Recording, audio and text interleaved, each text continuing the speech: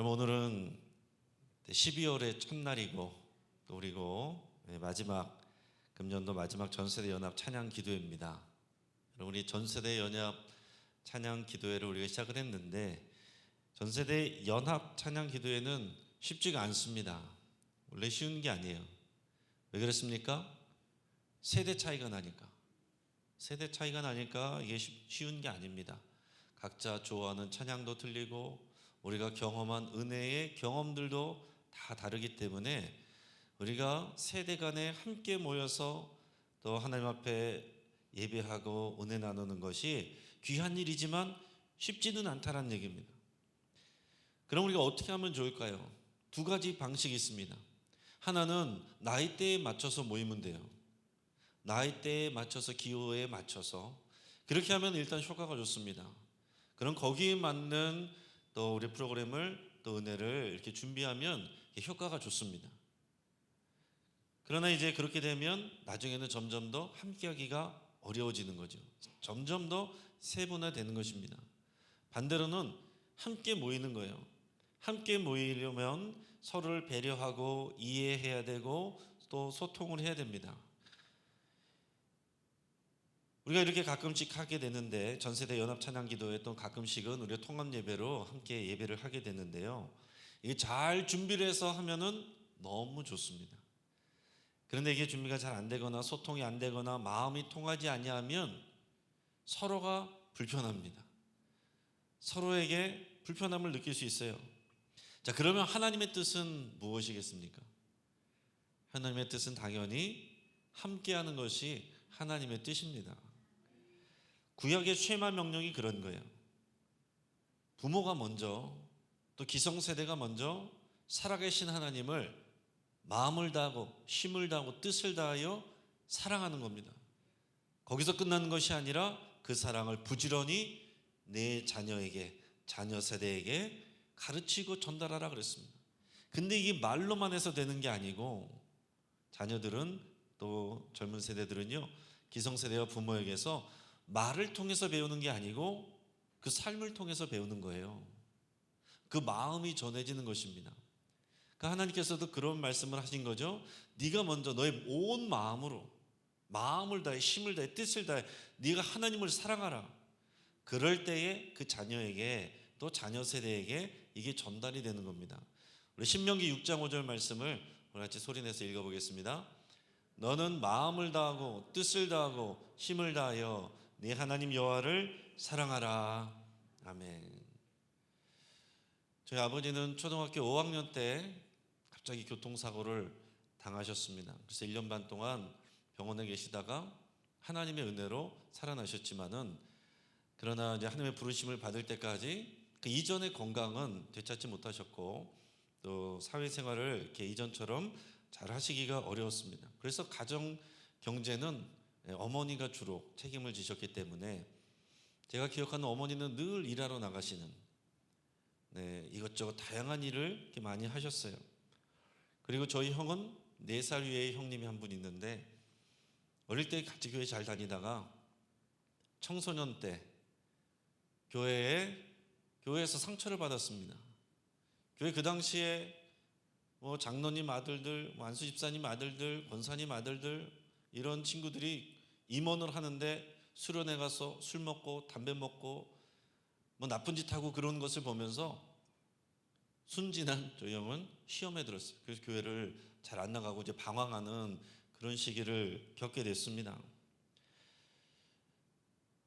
저는 그래서 또 이제 이런 상황 속에서 살아가면서 또 저희 집안의 이제 가정 형편이 아버님이 이렇게 어려우시니까 어머니 혼자서 보시니까 넉넉한 적이 없습니다. 그래서 항상 가정 형편이 좀 어려웠어요. 그래서 저는 사실 공부를 위해서 학원을 다녀본 적이 없고 과외를 받아본 적이 없습니다. 하지만은 그럼에도 불구하고 저를 돌이켜 보면은 저는 한 번도 방황하거나 힘들어한 적이 별로 없습니다. 저는 집에 와서 밤에 잘 때 되면은 정말 행복감에 가득 찼고 또 이제 감사하는 마음이 또 이렇게 나왔어요. 저는 분명히 제가 특별해서가 아니라 부모님에게서 보고 배운 그 신앙이 저에게 있기 때문에 그렇다는 것을 제가 알고 있습니다.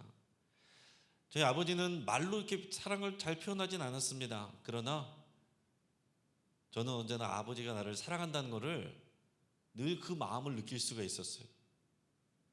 그 표정이나 태도나 저를 대하는 이런 모습이나 너를 위해서 늘 기도하는 모습이나 또 군대 갈 때 예배 인도하시면서 우시던 모습이나 그런 여러 가지 모습들이 종합적으로 하면서 저희 아버지가 어려운 가운데서 하나님을 사랑하고 또 이 자녀를 사랑한다는 것, 또 자랑스러워한다는 것을 제가 충분히 느낄 수 있었습니다. 그래서 그런 저를 사랑하시는 아버지를 통해서 제가 하나님을 생각하면서 사랑하는 나의 하나님 아버지, 하나님 아버지의 사랑 얘기하면 이게 좀 자연스럽게 오는 거예요. 저희 어머니는 표현을 잘하셨어요. 표현을 잘하시고 항상 사랑한다고 표현하시고 또 저를 자랑스러워한다고 하시고 저를 위해서 기도하시고 또 그런 기도도 많이 하셨는데, 그러나 한편으로는 또 경제적으로 서포트해 주실 그런 상황은 아니었습니다. 그래서 저는 그 두 분을 보면서 그런 어떻게 보면은 객관적으로 보면은 시험에 들 수도 있고 방황할 수도 있고 상처를 받을 수 있는 그런 시기에 어린 시절, 청소년 시절, 청년 시절을 보냈지만은 그러나 저는 힘든 것을 모르고 자랐습니다. 그렇다라고 해서 우리 교회에서 했던 것처럼 가정 예배를 또 이렇게 체계적으로 하거나 또 성경 공부를 가족들이 같이 하거나 그러지 않았습니다. 그러나 제가 본 것은 두 분이 항상 같이 새벽 기도 나가시고, 그리고 어떨 때는 제가 자다가 깨면은 제가 이제 청년 될 때까지 안방에서 다 같이 잤기 때문에 저는 이제 부모님이랑 같이 늘 잤는데, 자다가 이렇게 깨서 부시럭거리다가 보면은 그 아버지가 옆에서 엎드려서 기도하고 계시고 또 어머니 또 이제 새벽 기도 가시고 또 그런 것들을 늘 보면서 자랐습니다. 그래서 저는 이렇게 돌이켜 보면은 그렇게 제가 방황이 되거나 시험에 들거나 그런 적이 없었다는 것을 생각하게 되는 거예요. 저는 청소년기에 방황하지 않았고 제 안에 예수님을 모시고 있었고 사랑하고 계시고 하나님이 나를 사랑한다는 것을 느끼고 또 나를 사용하신다는 그런 사명감 가지고 제가 또 이렇게 살아왔기 때문에, 그것을 준비하면서 살아왔기 때문에 말씀드린 것처럼 제 안에 어떤 불만이 있거나 또 원망이 있거나 그런 적이 없습니다. 항상 감사하고 행복했어요. 그럼에도 불구하고 생각 차이는 있고 세대 차이는 물론 있었습니다. 우리 부모님하고 말이 항상 잘 통하거나 그런 건 아니에요. 생각이 틀리고 세대 차이가 납니다. 그래서 사랑하지만 충분히 부모님이 저에게 또 제가 부모님에게 사랑을 전달하지 못하는 때도 있었던 것 같아요. 또 이제 부끄러워서 쑥스러워서 잘 표현하지 못하기도 했고, 그래서 지금이라도 나중에 천국에서 우리 아버지 어머니를 만난다면은 좀 더 많이 적극적으로 또 사랑한다고 또 감사하다고 그렇게 표현을 하고 싶은 마음은 있습니다. 여러분들은 어떻습니까? 여러분들은 여러분의 부모님하고 마음이 잘 통하세요? 의사소통이 잘 되십니까? 생각이 이게 잘 통하고 같습니까? 아니면은 그런 것들이 잘 어긋나고 말하면은 자꾸 싸움이 되고 그렇습니까? 하나님은 또한 우리에게 또 부모님을 주셨고 부모님을 통해서 하나님의 사랑을 알게 하셨어요. 그래서 우리가 부모 자식 간의 관계가 굉장히 중요한 것입니다. 특별히 아버지의 역할이 너무 중요해요. 하나님께서 쇠마 명령 주실 때 부모라고 그랬지만 구체적으로는 아버지예요. 그 신앙을 전수해야 될 사명을 가진 사람은 그 집안의 가장인 아버지에게 책임감이 있는 겁니다. 지금 우리 한국교회에서는 대부분 어머니가 그런 일들을 하잖아요. 아버지는 따라 나오시고 어머니가 적극적으로 이렇게 하시고, 그래서 우리 찬송가에도 보면은 우리 어머님이 들려주시던 사랑스러운 성경책, 그러니까 원래는 성경적으로 하면 아버지가 들려주시던 성경책이어야 되는데 우리가 경험한 한국교회에서의 가정에서는 주로 어머니가 늘 기도하시고 어머니가 붙들어 주시고 했던 것을 우리가 경험했다라는 얘기입니다. 하나님께서 우리에게 아버지를 주시고 어머니를 주시고 부모를 주신 것은 우리에게 하나님이 아버지 되시고 부모가 되신다는 것을 알려주시고 경험케 하시기 위한 것입니다. 그래서 우리가 오늘 본문은 4장을 읽었지만 1장에서도 보면 하나님께서 표현하실 때 내가 아버지일진데 이런 표현을 하십니다. 내가 아버지일진데 하나님이 우리의 아버지라는 것을 이렇게 표현하신단 말이에요. 근데 우리가 하나님께 사랑하라고 하나님의 사랑을 느끼라고 그것을 전수하라고 부모 자녀를 묶어주셨는데 부모 자녀 간의 소통이 안 됩니다. 마음이 통하지 않습니다. 그러면요 너무 참 고통스럽습니다. 가족이지만 가족으로 느껴지지가 않아요. 마음이 통하지 않아서 오히려 가족들끼리 상처를 주고받는 일들이 많습니다. 그래서 많이 싸우든지 아니면 싸우기 싫어서 아예 말을 섞지를 않든지 그렇게 되는 거죠. 말을 섞어도 마음은 안 섞는 경우들도 있습니다. 그냥 일반적인 얘기는 하지만 정말 진심의 마음은 말하지 않는. 그러면 청년실에는 젊은 세대들 보면요 특히 아버지에 대한 그 상처들을 갖고 있는 사람들이 많습니다. 그냥 일반적으로는 돼야지만 그 마음은 닫혀있는 그런 상처받은 치유가 되어야 될 분들도 굉장히 많이 있어요. 근데 우리가 생각해 보면 우리가 100년도 안 되는 이 세대 안에서 할아버지, 아버지, 아들 이렇게 3대가 이렇게 있을 때에 그 3대 사이에 세대 차이가 얼마나 납니까? 같이 앉아서 얘기 나누기가 쉽지가 않고요. 같이 앉아서 가정 예배하기가 쉽지가 않아요. 벌써 찬양 선곡부터가 이게 용이한 게 아닙니다. 그러니까 이 100년도 안 되는 사이에 3대가 이렇게 같이 하기도 이렇게 힘이 든데 하나님께서는 말씀하시기를 이것을 전수하여 이거를 기억하게 하고 이것을 보여주고 그 마음을 나누게 하라고 말씀을 하신 겁니다. 그래서 이스라엘 보면 이스라엘에 문제가 많았고 하나님께 많은 징계와 또 훈련을 받았지만 그럼에도 불구하고 오랜 시간에 걸쳐서 그 정체성을 지켜갔다는 거 그런 것들을 생각하면 사실 대단한 일입니다. 그래서 지금 교육계에서도 또 유대인들의 밥상머리 교육 이런 거 굉장히 핫 이슈거든요.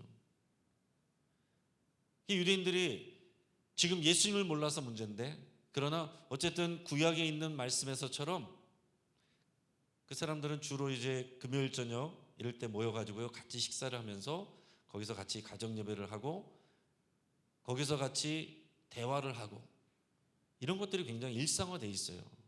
잘하는 사람들은 그렇게 일상화되어 있습니다. 근데 우리는 어떻습니까? 특히 우리 한국교회, 한국 가정들은 어떻습니까? 이 대화가 점점 없어집니다. 소통이 점점 안 돼요. 지금 우리나라는 인터넷이 너무나도 잘 발달되어 있습니다. 인터넷이 잘 발달되니까 뭐 어떻게 됩니까? 이제는 학교에서도 다 카톡으로 공지하고요. 그러니까 인터넷으로 모든 것을 다 하고 하다 보니까 어떻게 돼요? 오히려 소통이 더 끊어져 갑니다. 마음과 마음이 이어지기가 더 힘들어져요. 식당 가서 봐세요. 식당 가서 보면 가족들이 4명이 앉아있는데 각자 다 스마트폰 보고 있어요. 연인끼리 왔는데 연인들끼리 둘이서 왔는데도 스마트폰 따로 보고 있어요. 애기들 데리고 와서 애기들은 떠드니까 엄마 아빠 편하게 먹으려고 스마트폰 보여주고서 먹습니다. 여러분 부모님들, 젊은 부모님들 특별히 자녀 교육에 관심이 많으신 분들은요 그런 논문 같은 거 잘 보세요. 어릴 때 이런 유튜브나 핸드폰 영상에 일찍부터 노출이 많이 되면 전두엽 기능이 망가진대요. 삼각하고 창조적인 그런 기능이 망가지는 거예요. 여러분 그걸 덮게 하고 이제 대화하는 거를 하셔야 되는데 그게 우리의 가정 예배를 통해서 우리가 회복해야 되는 일이고 근데 여러분 해보면 쉽지 않잖아요. 가족들끼리 대화하는 게 쉽지가 않지 않습니까? 우리가 그런 것들을 회복해야 되는 거예요. 어려우니까 안 하는 게 아니고 어려우니까 다시 회복해야 되는 게 이게 부모 자녀를 통해서 마음과 마음이 이어지는 이런 일이다라는 얘기입니다. 이걸 그냥 뭐 사회적인 현상입니다. 뭐 세상이 다 그렇습니다. 그래버리면은 안 된다는 거죠. 하나님의 마음과 하나님의 뜻이 분명히 있는 거예요. 여러분 이 부모에게서 자녀에게로 기성세대에서 젊은 세대로 이 마음과 마음이 흘러가지 않고 신앙이 전수되지 않고 그 장벽이 생겨버리면요 교회에 대한 더 이상 기대할 것이 없어지는 것입니다. 정말로 살아계신 하나님을 믿고 그 사랑하시는 모습을, 살아있는 모습을 자녀들은, 젊은 세대들은 보기를 원하는데 부모에게서 그거를 보지 못하면 교회에서 말하는 거 다 거짓말이다, 그 메시지를 받아버리는 거예요. 교회에서 선생님이 가르치는 거, 목사님이 가르치는 거, 어른들이 말하는 거, 그거를 메시지로 받아들이는 것이 아니라 젊은 세대들은요, 어른들의 평상시에, 여러분들이 평상시 신경 쓰지 않고 말하고 있는 모습들, 태도들, 그 말투들, 그거를 정말로 메시지로 받아들인다는 얘기입니다. 그러니까 오늘 신명기 6장 5절에서 부모가 먼저 마음을 다하고 힘을 다하고 뜻을 다하여 하나님을 사랑하지 아니하면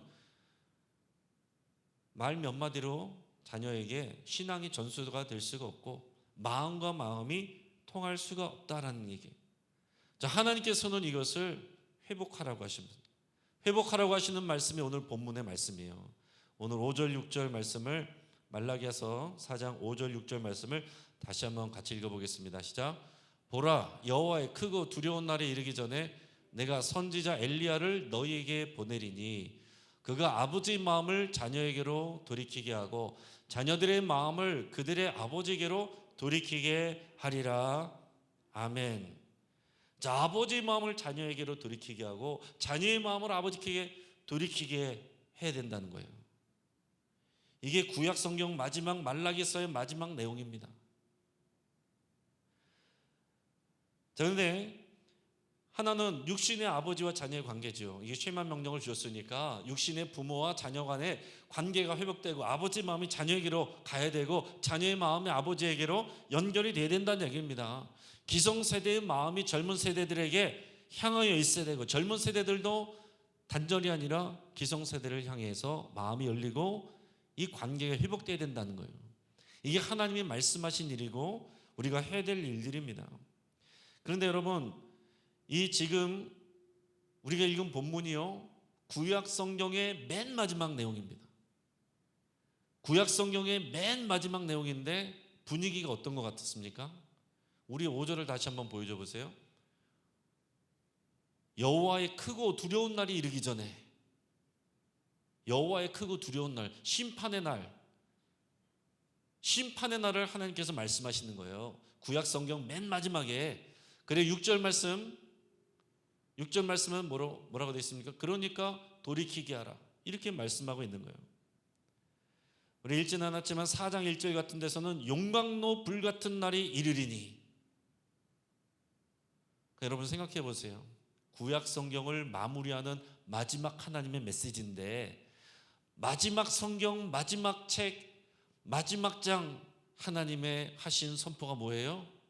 심판의 날이에요. 심판의 날. 용광로 불 같은 날이 이를 것이다. 하나님의 크고 두려운 심판의 날이 임할 것이다. 지금 이 하나님의 말씀의 분위기가 어떠냐고요. 지금 하나님의 마음은 실망감, 속상함, 분노, 심판을 경고하는 그런 말씀이 이 메시지 안에 들어있다는 얘기입니다. 여러분, 구약 성경에 하나님께서 그렇게 많은 일들을 행하시고 역사하시고 말씀하시고 일하셨는데 그 마지막 결론이 심판이라고요. 이게 심각한 얘기입니다.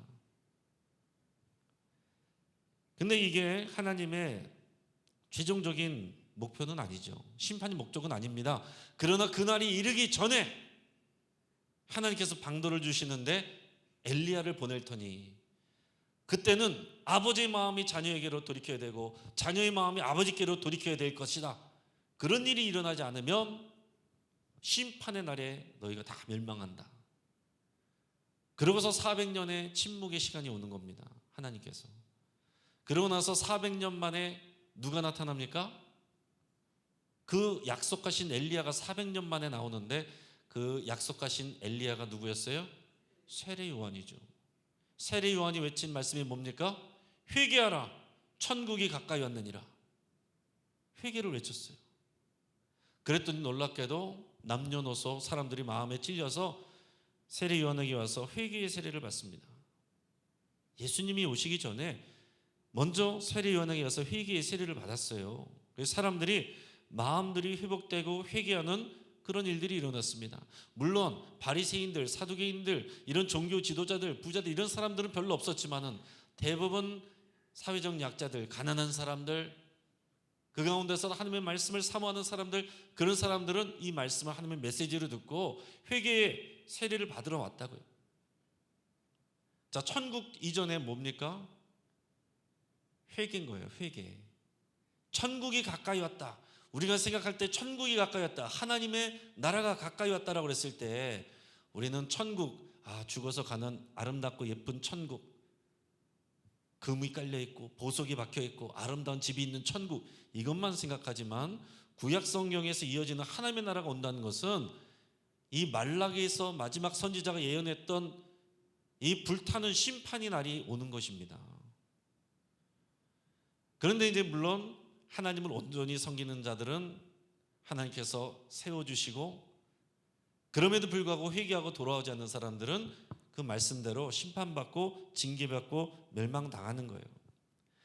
자, 그런데 오늘 다시 말라기서로 돌아가서 구약 성경 마지막인데, 그럼 유종의 미가 좋아야 되는 거잖아요.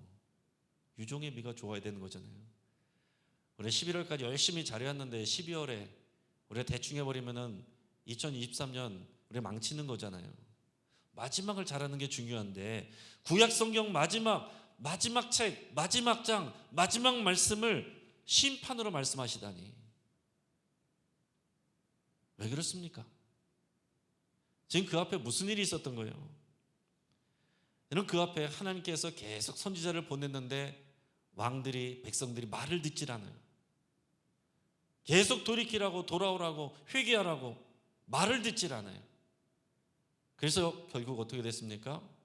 주전 586년에 남유다가, 그 이전에 북이스라엘은 벌써 망했고 남유다가 바빌론에게 망해서 끌려갔습니다. 포로 생활 몇 년이요?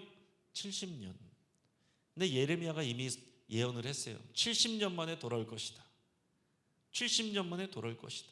그래서 70년이 됐을 때 정말로 바벨론에서 페르시아로 바뀌고 페르시아 왕 고레스가 명령을 내려서 고국으로 돌아가게 합니다. 그래서 이스라엘로 예루살렘으로 사람들이 돌아와서 다시 재건했어요. 근데 여러분, 돌아올 때 사람들 생각해 보세요. 70년이 지나서 돌아왔는데 그 중에서 원래 있다가 끌려갔다가 온 사람들은 70년 플러스 몇 살일 테니까 나이가 많겠죠. 젊은 사람들은, 중년 이하 젊은 사람들은 어떻겠어요? 바벨론에서 태어난 사람들입니다. 예루살렘이 자기의 고향들이 아니에요. 쉽게 말하면은 미국에서 태어나서 미국에서 자란 교포 2세 같은 그런 자녀들인데 우리 같으면 어떻겠어요? 바벨론이 편하죠.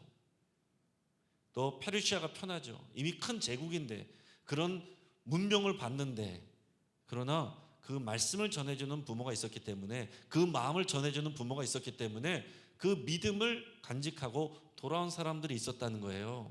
한 번에 돌아온 게 아닙니다. 대략 3번에 걸쳐서 오는데, 첫째는 스룹바벨 때 왔는데 스룹바벨에 와서 한 거는 성전을 재건했어요.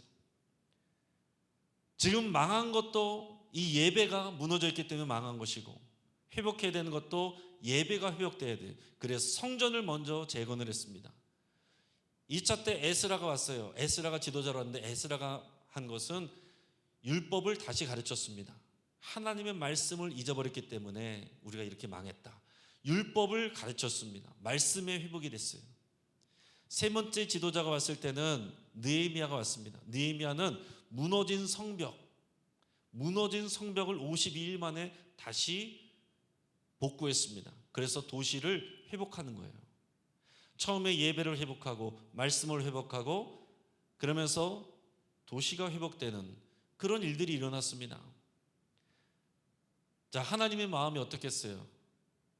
얼마나 좋으셨겠습니까? 하나님께서 그 이스라엘 왕조 500년 끝장내버리시고 성전도 무너지는데 하나님 개의치도 않으셨어요. 하나님의 마음은 거기에 있지 않고 이제 바벨론 포로로 끌려가는 사람들, 이 사람들을 어떻게든지 다시 잘 교육시켜가지고 다시 시작하리라. 다시 나의 나라, 하나님의 나라, 제사장 나라를 다시 시작하리라. 그 꿈을 가지고 하나님께서 일하시고 역사하시고 기다리셨단 말이에요. 그래서 그 귀한 사람들이 성전을 재건하고 말씀을 다시 교육하고 도시를 다시 회복하고, 그래서 사람들이 나 하나님 앞에 믿음 생활하고 잘하는 것 같아요. 너무 좋았습니다. 하나님이 너무 기뻐했습니다. 그런데 느헤미야가 술 맡은 관원이라고 나오잖아요. 고위 공무원입니다. 고위 공무원이. 이거 하고서 잠깐 갔다 다시 와야 됐기 때문에 페르시아로 다시 돌아갔어요. 그리고 몇 년 있다가 얼른 다시 돌아왔습니다. 그랬는데 이게 웬일입니까? 그렇게 어렵게 했는데, 그렇게 오랜 시간에 걸쳐서 70년 동안 하나님께서 다시 교육시키시고 징계하시고 회복시켜서 와가지고 어렵게 재건했는데, 성전 짓고 말씀 읽히고 그리고 성벽 재건하고 싸워가면서 그렇게 지켜서 재건했는데, 몇 년 지나와서 보니까 다시 다 해이해져 버렸어요. 다시 다 해이해져 버렸습니다. 여러분, 이 회복하는 것은 너무나도 오래 걸리고 힘이 드는데, 해이해지고 넘어지는 것은 순식간이라는 얘기죠. 그 시대에 마지막에 말씀을 전한 사람이 이 말라기 선지자입니다. 말라기 선지자가 마지막 장에 하나님의 심판을 선포하면서 끝나는 것은 구약시대 실패로 끝났다는 얘기예요. 결국 구약시대 유종의 미를 거두지 못하고 실패로 돌아갔습니다. 그리고 언젠지 모르지만 엘리야가 올 때를 기약하고 했는데 그게 400년이나 걸릴 줄 몰랐죠. 400년 후에 세례 요한이 오고 그 다음에 예수님이 오셨습니다. 그러면서 이제 다시 회복하는, 그게 하나님의 마음이고 하나님의 뜻이다라는 얘기예요. 자, 그런데 그렇게 말라기 선지자가 활동할 때 뭐가 어떻게 됐냐? 뭐가 문제였느냐? 왜 마지막에 구약 성경이 실패로 끝나고 심판의 메시지로 끝나느냐? 그거를 우리가 알아야 됩니다. 자, 첫째, 예배가 무너졌습니다. 예배가 무너졌는데 따라하겠습니다. 마음이 없는 예배. 예배 안 드린 게 아니에요. 거기 안에 마음이 안 담겨 있는 게 문제였다라는 얘기입니다. 말라기서 1장 6절에서 8절까지 같이 한번 읽어보겠습니다. 시작. 내 이름을 멸시하는 제사장들아, 나 만군의 여호와가 너에게 이르기를 아들은 그 아버지를, 종은 그 주인을 공경하나니 내가 아버지일진데 나를 공경함이 어디 있느냐? 내가 주인일진데 나를 두려움이 어디 있느냐 하나 너희는 이르기를 우리가 어떻게 주의 이름을 멸시하였나이까 하는도다. 너희가 더러운 떡을 나의 제단에 드리고도 말하기를 우리가 어떻게 주를 더럽게 하였나이까 하는도다. 이는 너희가 여호와의 식탁은 경멸히 여길 것이라 말하기 때문이라.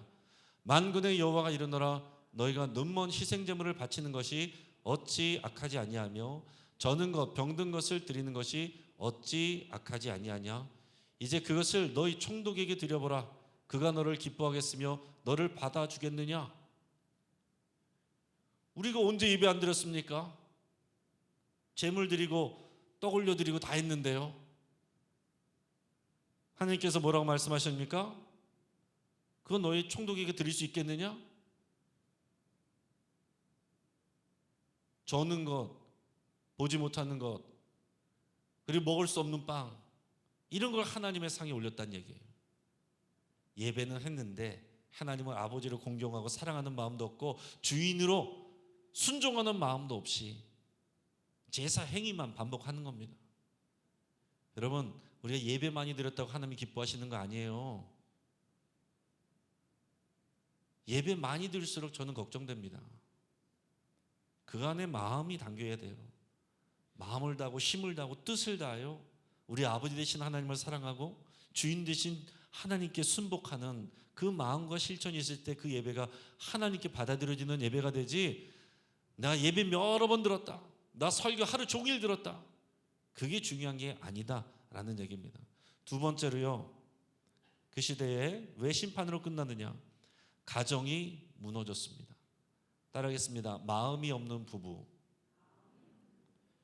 말라기서 2장 11절 먼저 읽어보겠습니다. 시작. 유다는 거짓을 행하였고 이스라엘과 예루살렘 중에서는 가증한 일을 행하였으며 유다는 여호와께서 사랑하시는 그 성결을 욕되게 하여 이방신의 딸과 결혼하였으니. 가나안 땅이 들어올 때부터 하나님이 금지하신 게 이방 여자와 결혼하지 말라는 거였어요. 왜요? 그들의 우상 때문에, 우상에 물드니까. 근데 결국 같이 살다가 우상에 물들고 왕조 500년 다 끝나고 그러고 바벨론 갔다 온 거예요. 그래서 에스라가 다시 가르치면서 절대로 이방 여인들하고 혼인시키지 마라, 결혼하지 마라, 그들의 우상에 옮는다, 그렇게 얘기했습니다. 근데 보니까 어느 순간 다 지도자들부터 다 이방 여인들하고 결혼하고 그들의 우상에 다 노출되어 있는 거예요.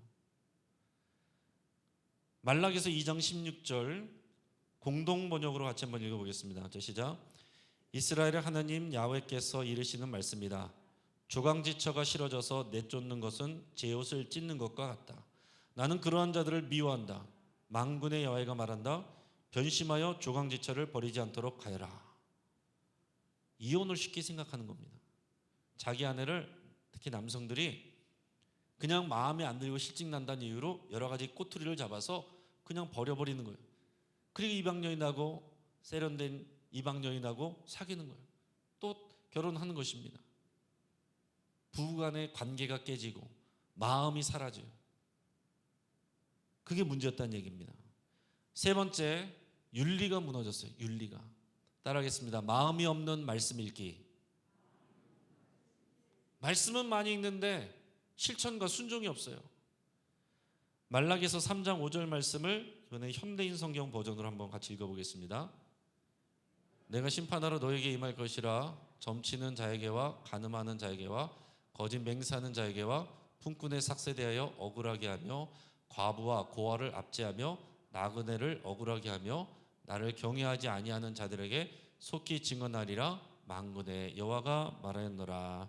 아멘. 제가 현대인 성경 버전으로 읽어드리면 이렇습니다. 여호와께서 말씀하신다. 내가 심판하러 너에게 나타날 것이다. 마술하는 자와 간음하는 자와 거짓 증거하는 자와 고용인의 임금을 속이는 자, 그리고 과부와 고아와 외국인을 억압하며 나를 두려워하지 않는 자들에게 내가 속히 가서 그들의 죄상을 드러내겠다. 지금 그렇게 어렵게 하나님께서 왕조 500년 지난 동안 실패했고, 그래서 70년 동안 다시 해가지고 재건 공동체 해가지고 어렵게 만들었는데 지금 또 그러고 있는 거예요. 그래서 하나님께서 마지막에 심판을 말씀하시면서 구약의 시대를 종결해 버립니다. 그러나 그것이 절망으로 끝난 것이 아니고 다시 소망의 기회를 주시는데, 엘리야가 오리라. 엘리야가 살 때 뭐가 중요하다고요? 아버지의 마음을 자녀에게로, 자녀의 마음을 아버지께로 돌이켜라. 그러지 아니하면 이 하나님의 심판이 저주로 그 땅을 칠 것이다. 내가 그것을 염려한다라고 말씀을 하시는 겁니다. 우리는 그 시대에 살고 있어요. 그 세례요한과 예수님이 오시고 그 예수님을 믿고 우리는 이 땅 가운데 살아가고 있습니다. 여러분 곰곰이 생각해 보세요. 지금 이 역사 동안 하나님과 우리 백성들과의 관계를 회복하기 위해서 누가 애쓰고 있습니까? 누가 수고하고 있습니까? 우리가 그러고 있습니까? 하나님이 그러고 있습니까? 하나님이 그러시죠. 여러분, 우리가 인간관계 안에서 이 정도 되면은 벌써 버려도 몇 번을 버렸습니다. 저 사람 절대 안 돼. 저 사람 또 저래. 우리는 다시는 상종도 안 하죠. 상종도 안 할 그런 상황에서 하나님은 엘리야를 보내서 내가 또 기회를 주겠다라는 거예요. 그게 하나님 아버지의 마음인 것입니다. 하나님께서 우리에게 그냥 무조건 우리에게 순종해라, 잘 믿으라, 그거 강조하시는 게 아닙니다. 말라기서 1장 2절 같이 한번 읽어보겠습니다. 여호와께서 이르시되 내가 너희를 사랑하였노라 하나 너희는 이르기를 주께서 어떻게 우리를 사랑하셨나이까 하는도다. 하나님께서 이 오랜 시간 동안 선지자를 보내고 역사하시고 말씀하시고 하는 것은 하나님이 우리를 사랑하시고 백성을 사랑하신 거예요. 그랬는데 백성들이 뭐라고 그런다고 했어요? 말씀 다시 올려줘 보세요. 백성들이 뭐라고 한다고 했습니까? 주께서 어떻게 우리를 사랑하셨나이까? 그 자녀들이 부모님한테, 부모가 뼈 빠지게 고생해가지고 뒷바라지했는데 나한테 해준 게 뭐 있어? 똑같은 말입니다. 구약의 마지막이 하나님께서 그렇게 수고했는데 백성들에게 듣는 말이 하나님이 주께서 우리에게 뭘 어떻게 사랑하셨다는 겁니까? 400년 후에 예수님이 오셔서 응답하셨습니다.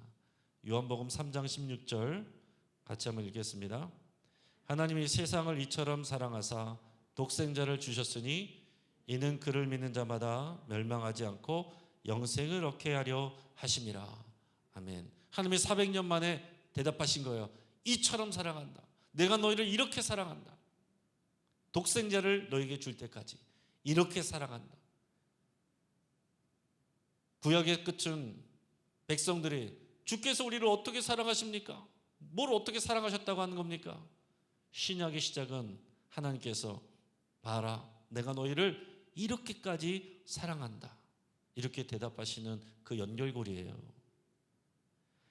사랑하는 여러분, 정리를 하는데 예배를 많이 드린다고 해서 하나님이 기뻐하시는 거 아닙니다. 절대로 예배를 많이 드린다고 해서 여러분 하나님께서 기뻐하시고 그게 중요한 게 아니에요. 여러분 예배 다 하고 난 데서 여러분 모임하면서 마음에도 없는 경건에 굳이 그렇게 어렵게 하지 마세요. 그 형식적인 거 왜 자꾸 합니까? 예배 한 번 더 드렸다고 하나님 기뻐하시는 거 아니에요. 형식적인 거 안 하는 일만 못합니다. 예배를 많이 드리는 게 아니라 그 예배에서 내 마음을 하나님께 드리는 게 중요하다는 거예요. 우리가 예배를 해도 그 안에 마음이 들어있어야 되고, 우리가 기도를 해도 그 안에 우리 마음이 들어있어야 되고, 설교를 들어도 그 안에 하나님의 마음을 받아야 되고, 우리가 봉사를 해도 이것이 우리 마음이 들어가야 되고, 봉헌을 해도 우리의 마음이 들어가야 되고, 우리가 구제를 해도 우리 마음이 들어가야 하나님을 기쁘시게 하는 것이고 우리에게 의미가 있는 것입니다. 여러분, 또한 지금 코로나 이후에 한국 교회의 큰 화두 중에 하나가 온라인 예배. 이거 어떻게 하느냐? 어떤 사람들은 온라인 예배 끊자. 그럼 뭐 온라인 예배 끊으면 뭐 사람들이 겁냅니까? 안 보든지 다른 교회 거 유튜브 들어가면 뭐 수도 없이 널렸는데, 온 세계의 교회 예배들이 다 있는데 누가 두려워합니까? 여러분, 중요한 건 이거라는 거죠. 이게 이제 온라인 예배가 맞느냐 안 맞느냐 이게 아니라 중요한 건 뭐예요? 마음이 중요한 거라는 것입니다. 마음이. 코로나 때 온라인 예배 드릴 때는 어떤 마음이었어요?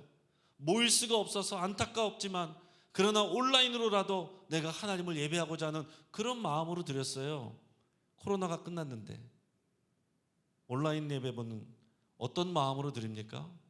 온라인 예배 드려도 정말 마음을 다해서 안타까운 마음으로 한다면 그럴 수도 있겠죠. 그건 유익한 도구가 될 수 있겠죠. 그런데 편해서 내 스케줄 때문에 나 지금 친구 만나러 갔는데 바쁘니까, 오늘 날씨가 추우니까 집에서 내가 그냥 편해서 하는 그 온라인 예배가 하나님 앞에 예배가 되겠느냐 하는 것입니다. 물론 우리가 함께 모여 있어도 마찬가지죠. 중요한 것은 우리가 함께 모여서 우리의 마음을 들여 하나님을 사랑하고 순종하고 그 삶을 우리의 삶의 예배자로 나가는 것, 이게 우리가 하나님 앞에 드리는 온전한 예배라는 거죠. 우리 영신교회 여러분 곰곰이 생각해 보시길 바랍니다. 우리 영신교회는 어떤 상황인가? 우리 영신교회를 생각할 때 우리 영신교회 어려움이 있었습니다. 부흥기가 있었고 어려움이 있었습니다. 그때는 마음이 모였습니다. 성도님들 마음이 모였잖아요. 그래서 하나님이 은혜 주셨습니다. 평안해졌습니다. 평안해지니까 제가 느끼기에는 마음이 흩어져요. 마음이 흩어집니다. 제가 왔을 때 청년부 젊은 세대 안타깝지만 몸은 있지만 마음은 떠나 있었어요. 여러분, 교회에서 젊은이들 보이고 청년들 보인다고 안심하고 있으면 안 되는 것입니다. 마음이 닫혀 있어요. 마음이 떠나 있어요. 소속이 없습니다. 소속감이 없어요. 같은 교회라고 생각을 하질 않아요. 그런데 어른들은 그냥 눈에 보이면 원래 있나 보다, 왜 이렇게 열심히 하네, 그런 정도 생각한단 말이에요. 뭐가 문제예요? 마음과 마음이 이어져야 되는데 아버지의 마음이 자녀에게로, 자녀의 마음이 아버지에게로 회복되고 돌이켜져야 되는데 끊어져 있더란 말입니다. 지금은 어떻습니까? 지금 다 된 게 아니에요. 그 끊어진 마음과 마음을 돌이키고 회복하기 위해서 노력 중인 것입니다. 주주클럽 가정 예배 하는 것도 그냥 여러분 그냥 프로그램 하는 게 아니에요. 이 하나님의 명령을 따라서 아버지의 마음을 자녀에게, 자녀의 마음을 아버지에게로 회복하기 위해서 노력하는 거죠. 전세대 연합 찬양 예배 왜 합니까? 왜 합니까? 이 하나님의 말씀 때문에 하는 것이죠. 우리 교역자들이 어떻게든지 주일 말씀 본문을 통일해서, 그 굉장히 불편한 일이지만 그럼에도 불구하고 모든 가족들이 함께 같은 본문 말씀을 나눌 수 있도록 하려고 노력하는 거, 왜 그럽니까? 아버지의 마음을 자녀에게로, 자녀의 마음을 아버지에게로 돌이키게 하려는 하나님의 마음을 순종하려는 거예요. 사랑하는 여러분, 오늘 이 마음을 받으시기를 바랍니다. 이게 이 시대에 우리가 회복해야 될 사명이에요. 교회 좀 평안해지면 마음 떠나고, 어려워지면 마음 모이고, 언제 그렇게 하겠습니까? 하나님께서 은혜 주시고 평안 주실 때 우리 또 간절한 마음으로 우리의 마음을 하나로 모아야 되는 것입니다. 하나님은 한 번도 우리에게서 마음이 떠난 적이 없어요. 하나님은 한 번도 우리에게서 등을 돌린 적이 없습니다. 항상 우리가 등을 돌렸지요. 오늘 이 시간 우리가 돌이켜야 될 것은 우리의 마음을 하나님 아버지께로 돌리는 것이고, 우리의 마음을 다른 세대로 돌리는 것입니다. 나만 잘하면 되는 게 아니에요. 하나님께서 말씀하신 이 세대와 세대, 부모와 자녀, 자녀와 부모, 그 마음이 서로에게로 향하도록 돌이키게 하는 그 역사를 위해 하나님께서 약속대로 세례요한도 보내셨고, 그리고 그 성취함으로 예수 그리스도를 보내주셨습니다. 그 예수 그리스도가 우리 안에 있습니다. 예수 그리스도를 모시고 오늘 2023년 마지막으로 드리는 전세대 연합 찬양 기도회, 오늘 무엇을 듣고 여러분 무엇을 생각하고 집으로 돌아가시겠습니까? 절망으로 끝나는 것 같았던 이 구약의 메시지가 신학이 와서 하나님의 새로운 소망으로 연결되는 것을 여러분 보시길 바랍니다. 우리 영신교회 여러분들의 삶 가운데 우리가 유종의 미를 못 거둔 것 같고 망한 것 같을지라도 우리 하나님께서는 또 다른 소망의 기회를 주십니다. 그것을 생각하시고 그 하나님의 마음을 여러분 안에 충만하게 채우시길 바라고, 여러분의 마음을 하나님 아버지께로 온전히 올려드리시기를 바랍니다. 그리고 여러분들의 마음을 여러분들의 자녀 세대와 여러분들의 자녀들에게, 여러분들의 가족들에게 흘려보내시기를 주의 이름으로 축복합니다. 같이 한번 기도하겠습니다.